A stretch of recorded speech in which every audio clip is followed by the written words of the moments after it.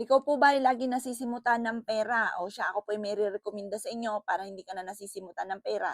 Gawin niyo po ito sa umaga. Bukod sa pagiging masipag at matyaga, alam niyo po ba hindi po masipag at matyaga ka sana marami ng mayaman kapag ganyan lamang po ang basehan natin na para hindi naubusan ng pera.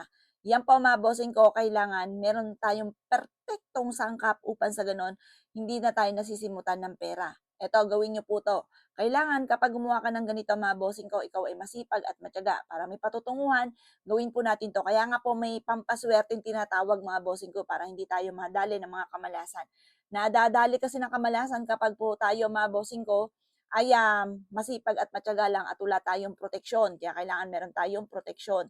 Kailangan po mga bossing ko, ang gagawin po ninyo, yung wallet ninyo ay tanggalin nyo ang lahat ng laman po niyan. Yung mga IDs ninyo, yung mga barya-barya, yan, alisin niyo po yan at ipagpag niyo po ito mga bossing. Gagawin niyo to ng 7:00 ng umaga. Sa umaga mga boss ha, huwag kang gagawa ng pampaswerte sa hapon. Tapos mga bossing ko, kapag po ito naipagpag nyo na, natanggal lahat ang laman, kumuha po kayo mga bossing ko ng bulak, basain nyo po ito at pagkatapos lagyan ng kaparanggot na asin. Tapos magki-cleansing po tayo para maalis kung ano man ang mga negative energy na kumapit sa inyo pong wallet or kaya bag po ninyo or kaha po ninyo kaya lagi ka walang benta, alisin po natin po yan. At habang tayo po ay nagwi-wish, sinasabi po natin mga bossing ko na walang gamit na sana na tinatapon nyo na lahat ang kamalasan nyo at huwag na muling babalik pa at ayaw nyo ng kahirapan. Hindi welcome sa buhay ninyo ang kahirapan at kawalan ng pera. Wini-welcome nyo ang swerte at ayaw nyo po ng kamalasan. Puro swerte at kasaganahan ang nais po ninyo. Ganon mga bossing.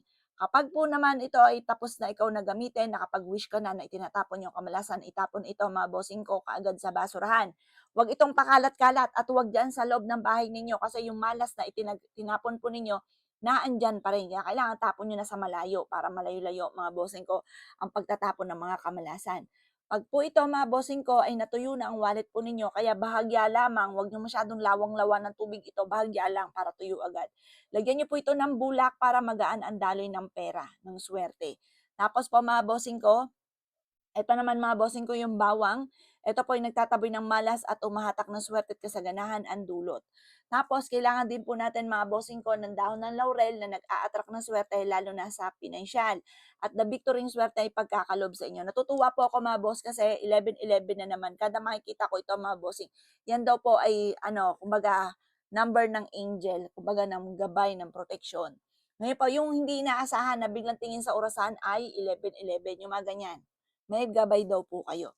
Ngayon pa mga bossing, kaya napatingin ako sa picture ng aking anak mga bossing ko na si Joelyn. Tapos ito yung asin, ibudbud nyo po dyan kaparanggot lamang.